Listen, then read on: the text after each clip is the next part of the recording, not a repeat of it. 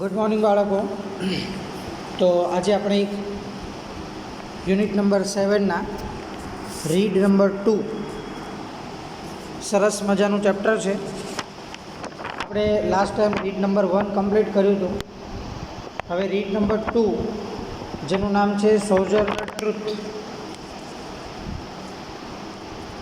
અમેરિકાના એક હબસી હોય છે ને એ પોતે ત્યાંના આઝાદીના લડવૈયા હતા.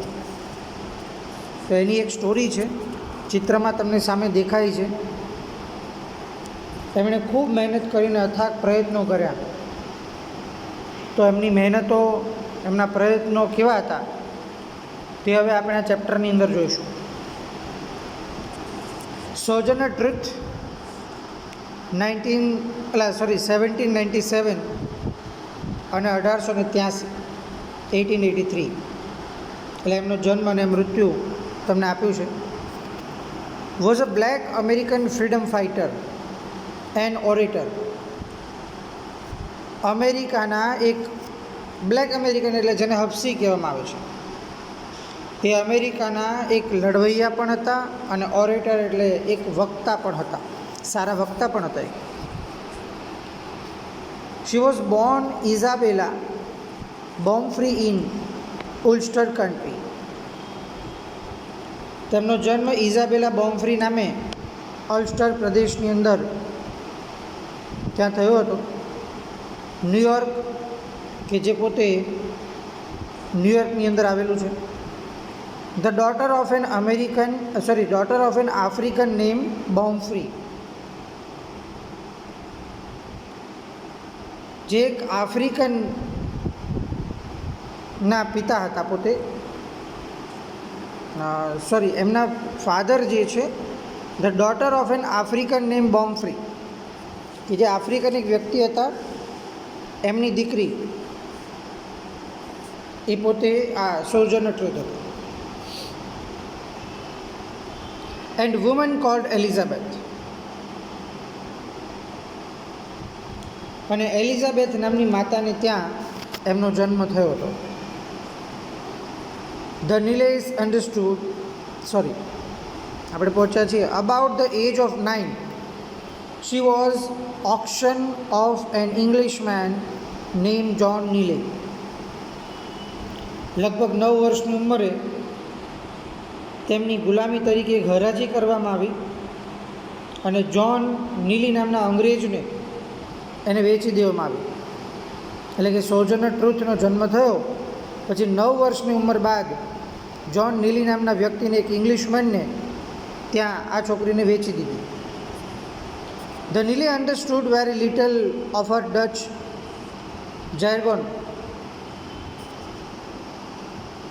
હવે વેચી તો દીધી, પરંતુ નીલી કુટુંબના લોકો એની ડચ ભાષાને બરોબર સમજી શકતા નહોતા.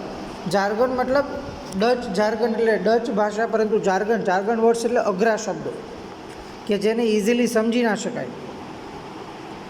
એઝ અ રિઝલ્ટ અને પરિણામે she was often brutally punished for no real reason.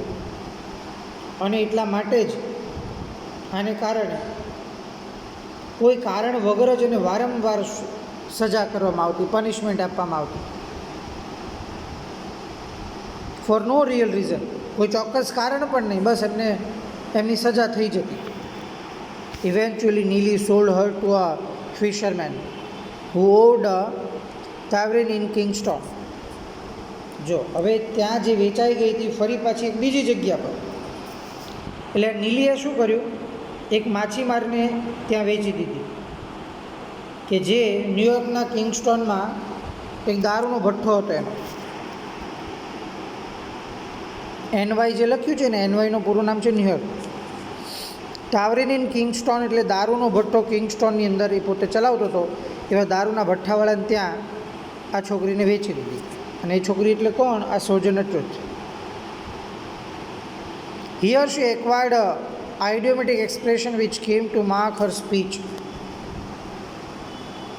અહીંયા તેણે પોતાની ભાષા વ્યક્ત કરવાની એક વિશેષ શૈલી એને મેળવી લીધી અને જેનાથી તેમની ભાષણ કરવાની એક કલા જન્મી. એ પોતે સારું ભાષણ આપી શકે એવી શૈલી એની અંદર એક આવી ગઈ. John D. Dumont, a nearby plantation owner, purchased her next. હવે ત્યાંથી પછી ત્રીજા વ્યક્તિને ત્યાં વેચાઈ ગઈ. ક્યાં વેચાણી? ત્યારબાદ બાજુમાં એક ખેતરવાડી, નાની એવી ખેતીવાડી હતી. તેના માલિક જ્હોન જે ડુમોન્ટ એમને ખરીદી લીધી. પ્લાન્ટેશન ઓનર મતલબ નાની એવી ખેતી જે હશે એ ખેતી જે કરતો એનો જે માલિક છે એ માલિકે આને લઈ લીધી, ખરીદી લીધી. એટલે સોજર્નર ટ્રુથ મૂળ એની મધરથી એ ત્રીજી વ્યક્તિ સુધી વેચાઈ ગઈ. During her tenure with his family she married and had 5 children. હવે જ્યાંથી એને વેચતા એની ગુલામી કરતાં જે સમયગાળો નીકળ્યો એ ગુલામી કરવાના સમય દરમિયાન એણે લગ્ન પણ કરી લીધા અને 5 બાળકોને જન્મ આપ્યો. અને 5 બાળકો થયા. After New York had passed an emancipation act freeing its slaves. અને ત્યારબાદ ઇન 1827 1827ની અંદર ન્યૂયોર્કની અંદર ઇમેન્સિપેશન એક્ટ એટલે કે ગુલામોને મુક્ત કરવાનો એક કાયદો આવ્યો. અને ત્યારબાદ તેમણે પોતાના કુટુંબને લઈને દૂર લઈ ગઈ એવી તૈયારી કરી નાખી. Freeing it slaves she prepared to take her family away. એણે હવે નક્કી કર્યું કે એ અને પોતાના બાળકો બરાબર એમ ફેમિલી લઈ અને આ દૂર ચાલી જશે. કારણ કે કેટલાની ગુલામી કરવાની હતી. એમણે પોતે જે બધું અનુભવ્યું હતું, જે વેઠ્યું હતું એ હવે એમના બાળકો પર ના આવે એના માટે થઈને એમણે કુટુંબને દૂર લઈ જવાની તૈયારી કરી નાખી. But Dumont began to show reluctant to this, so she ran away with only her youngest child. હવે એમણે તૈયારી તો કરી લીધી, પરંતુ ડુમોન્ટ જે હતો એમણે ના પાડી કે ના, તને હું અહીંયાથી નહીં જવા દઈશ. એટલે એ છે ને માત્ર એમની એક જે સૌથી યંગેસ્ટ, સૌથી નાનું બાળક જે હતું એને લઈને નાથી નીકળી જાય છે. She finally wound up in New York City.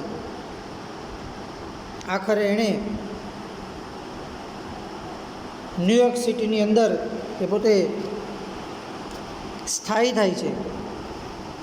She worked at a manual job and through some friends came under the sway of a religious fanatic named Matthias. ન્યૂયોર્કની અંદર સ્થાયી તો થઈ ગઈ, પરંતુ ત્યાં કેટલાક નાના પરચુરણ કામો કરવા આવું શરૂઆત કરી.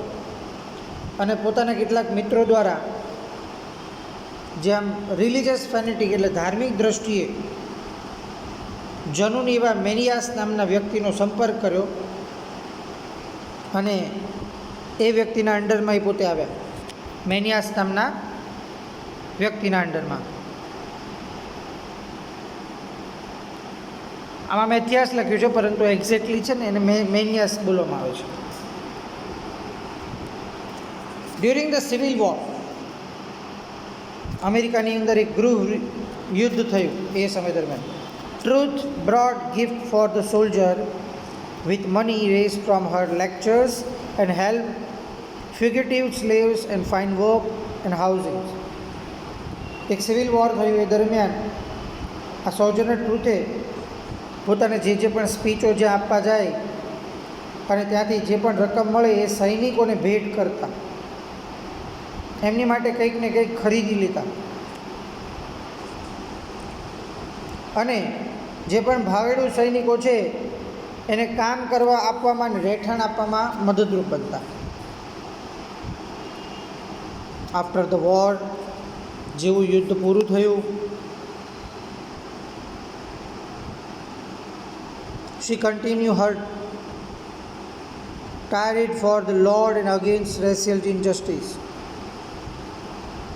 યુદ્ધ પૂરું થયું અને તેમને સામંતશાહીના વંશીય અન્યાય ઉપરના ફરી પાછા ભાષણો ચાલુ કરી દીધા. Even when old age and ill health restricted her activities to the confines of a Battle Creek. ભાઈ એની તબિયત પણ એકદમ ખરાબ, નાદુરસ્ત તબિયત, કામ કરવાની એમની કેટલીક મર્યાદા, છતાં પણ તેમણે પોતાની પ્રવૃત્તિઓ, કેવી પ્રવૃત્તિઓ, બેટલ ક્રીક, મેચ, સેનેટોરિયમ, બરાબર, આવા વ્યક્તિઓ જે આવા રોગોથી જે પીડાતા હોય એ પીડિત લોકોની સેવા કરવાની પ્રવૃત્તિ એણે ચાલુ રાખી. She died there on November 26, 1883 અને એ જ સમયે ત્યાં તેમનું 26મી નવેમ્બર 1883માં અવસાન થયું. She was the first black woman, એ પહેલી એવી બ્લેક વુમન હતી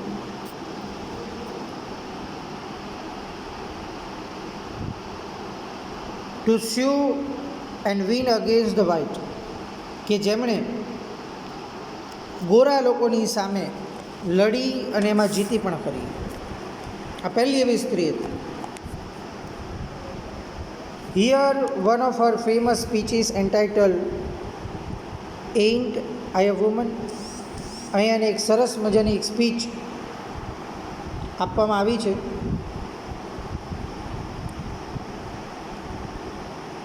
બહુ ફેમસ સ્પીચ છે અને એ સ્પીચની અંદર એમણે એવું કહ્યું છે કે શું હું એક સ્ત્રી નથી? એમને જે પણ તકલીફો પડી એ તકલીફો પડ્યા પછી એમણે જ્યારે એક સ્પીચની અંદર એમણે કહ્યું કે શું એક સ્ત્રી નથી? Which delivered in the women convention in Akron, Ohio in December 1851. આ સ્પીચ એમણે 1851ની અંદર એક્રોન ઓહાયોની અંદર ધ વુમેન્સ કન્વેન્શનની અંદર એમણે આ સ્પીચ આપી. અને એ સ્પીચ જે છે અહીંયા નીચે તમને આપી છે. આ સ્પીચની આપણે શરૂઆત કરીએ કે એમણે એની પોતાની સ્પીચમાં શું કહ્યું હતું. Well children, where is so much racket, there must be something out of order. બાળકો, જ્યાં વધારે હો હલ્લો થતો હોય ને ત્યાં કોઈ ગોટાળા હોય જ. શું કહે કે જ્યાં બહુ બધો હલ્લો થતો હોય ને ત્યાં કંઈક ગોટાળા પણ હોય જ છે. એવું નહીં માનવાનું કે જ્યાં બહુ હોવા થતી હોય ત્યાં કંઈ બન્યું છે, પણ ના, એ કંઈ ગોટાળા હોય. આઈ થિંક દેટ ટ્વિસ્ટ, હું વિચારું છું કે આ બને. The Negroes of the south and women at the north, દક્ષિણના જે હબસીઓ અને ઉત્તરની સ્ત્રીઓ, all talking about the rights. The white man will be in a fix pretty soon. તો દક્ષિણના હબસીઓ અને ઉત્તરની સ્ત્રીઓ કે જે બધા જ પોતપોતાના અધિકારની વાતો કરી રહ્યો છે, તેમની વચ્ચે આ જે ગોરા લોકો છે એ જલ્દી ફસાઈ જવાના છે. જે પ્રીટી છે, ગોરા લોકો છે, એકદમ જલ્દી ફસાઈ જવાના છે. But what's all this here talking about? પરંતુ અહીંયા બધા શેની વાતો કરી રહ્યા છે? That man over that says that women need to be help in to carriages. પેલા આગળ વધેલા પુરુષો જે છે એવું કહે છે કે સ્ત્રીઓને બગીની અંદર બેસાડતી સમયે, બગીમાં બેસાડતા સમયે, એન્ડ લિફ્ટેડ ઓવર ડચીસ, નાની નાની જે નહેર છે એને ઓળંગતા સમયે અને જીવનના દરેક તબક્કે ઉપરના સ્થાન સુધી પહોંચાડવામાં મદદ આપવી જોઈએ. And to have the best place everywhere. સ્ત્રીઓને શું કરવું જોઈએ કે ભાઈ આપણે ઉચ્ચ સ્થાન આપવું જોઈએ, સારી જગ્યા પર પહોંચાડવામાં મદદરૂપ બનવું જોઈએ.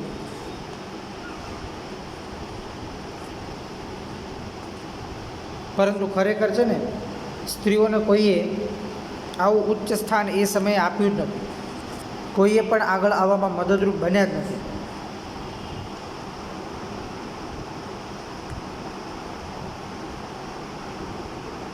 Nobody ever helps me in to carriage.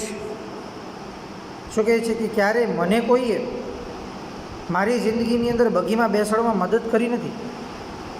Or over mud પડલ્સ, ઉલટાનું કાદવ કીચડ ભરેલો ખાબોચિયો હોય ત્યાં કૂદીને પસાર કરવામાં જ મદદ કરી છે. ઓર ગીવ મી એની બેસ્ટ પ્લેસ, કે કોઈ સારી ઉચ્ચ સ્થાન પણ આપવામાં મદદ નથી કરી. એન્ડ એન્ટ આઈ વુમેન, શું ત્યારે હું સ્ત્રી નથી? કે અત્યારે આ લોકો સ્ત્રીની વાતો કરે છે. લુક એટ માય આર્મ, જો એ મારા હાથ જુઓ. I have plug and planted, મેં કે હળ ચલાવ્યા છે. પ્લગનો મતલબ થાય હળ. પ્લગ મેં હળ ચલાવ્યા છે, વાવણી કરી છે. પ્લાન્ટેડ વાવણી કરી છે. And gathered in to the barns, અને કોઠારો ભર્યા છે. And no man could head me. Ain't I a woman, શું ત્યારે કોઈ પુરુષને મને માર્ગદર્શન પણ આપ્યું નહોતું કે હું એક સ્ત્રી નથી? ત્યારે કોઈને એવું લાગ્યું નહીં કે સ્ત્રીને આટલા બધા હકો આપવા જોઈએ.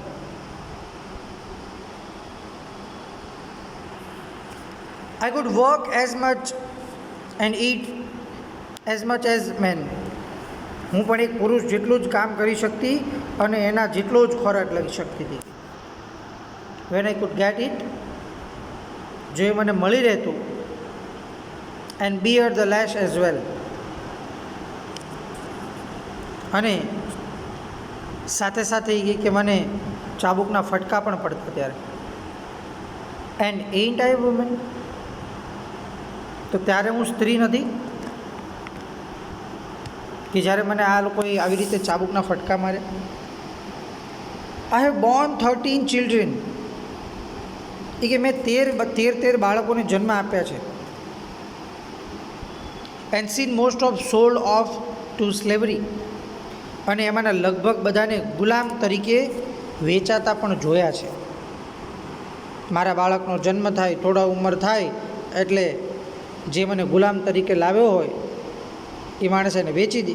આવા મારા બાળકોને મેં વેચાતા પણ જોયા છે. And when I cried out with my mother's grief, અને જ્યારે હું મારા દુઃખી માતૃ હૃદયને લીધે રડી પડતી ને,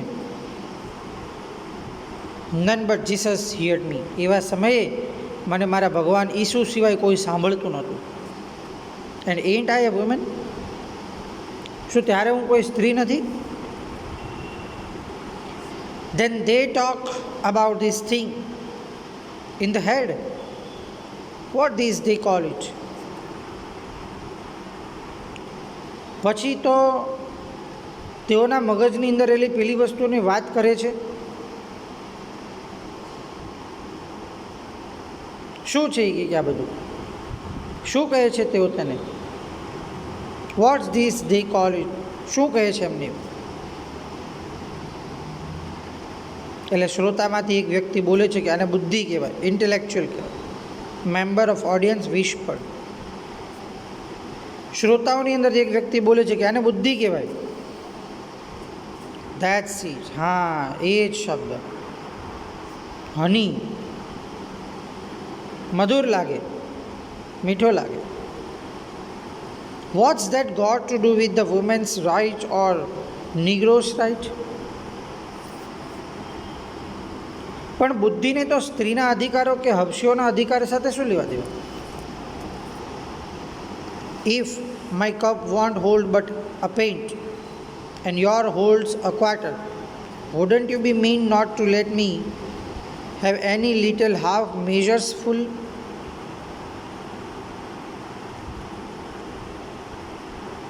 જો મારા કપની અંદર થોડું પ્રવાહી હોય અને તમારી પાસે વધારે હોય તો શું તમારે એટલા બધા હીન બની જવું જોઈએ કે મારું પાત્ર તમારી કરતાં અડધું જ ભરેલું છે અને તમારા જેટલું ભરી આપવાની દરકાર પણ ન લો? તેનો મતલબ કે હું આટલી સક્ષમ નહોતી અને તમે એટલા સક્ષમ હતા એ લોકો, આ અંગ્રેજ લોકો, તો શું એમની ફરજ નથી બનતી કે એ લોકો મને પણ થોડી સક્ષમ બનાવવાના પ્રયત્નો ત્યારે કરે? અત્યારે આ બધી સ્ત્રીઓની વાતો કરે છે તે. Then the little man in black there he says, women can't have as much right as men. ત્યારે એની અંદરથી એક વ્યક્તિ ઊભો થાય છે, કાળા કોટવાળો એક વ્યક્તિ, અને એવી દલીલ કરે છે કે સ્ત્રીઓને પુરુષો જેટલા અધિકાર ન હોવા જોઈએ. The little man black there, કાળા કોટવાળો એક વ્યક્તિ ત્યાં ઊભો થાય છે અને કહે છે, women can't have much right as man. સ્ત્રીઓને પુરુષ જેટલા અધિકાર ન હોવા જોઈએ. બિકોઝ, કારણ કે Christ was it a woman. કારણ કે ઈસુ ખ્રિસ્ત એ સ્ત્રી થોડા હતા, એ સ્ત્રી નહોતા, એ તો પુરુષ હતા. શું કહે છે? એ પુરુષ હતા એમ કહે છે. તો સર્જનર પૂછે છે ને, where did your Christ come from? તમારા ઈસુ ખ્રિસ્ત ક્યાંથી આવ્યા હતા? ઉપરથી આવ્યા હતા? ના, એક સ્ત્રીમાંથી જ જન્મ થયો હતો ને. તો પછી સ્ત્રીની વેલ્યુ શા માટે નહીં? Where did your Christ come from? ક્યાંથી આવ્યા હતા તમારા ઈસુ? કહો જોઈએ કે from God and a woman. Man had nothing to do with him. ઈશ્વર અને એક સ્ત્રીમાંથી આવે છે. ઈશ્વરે બનાવેલી પ્રથમ સ્ત્રી જો તેટલી સશક્ત હતી કે તેણે એકલે હાથે દુનિયાની શકલ બદલી નાખી.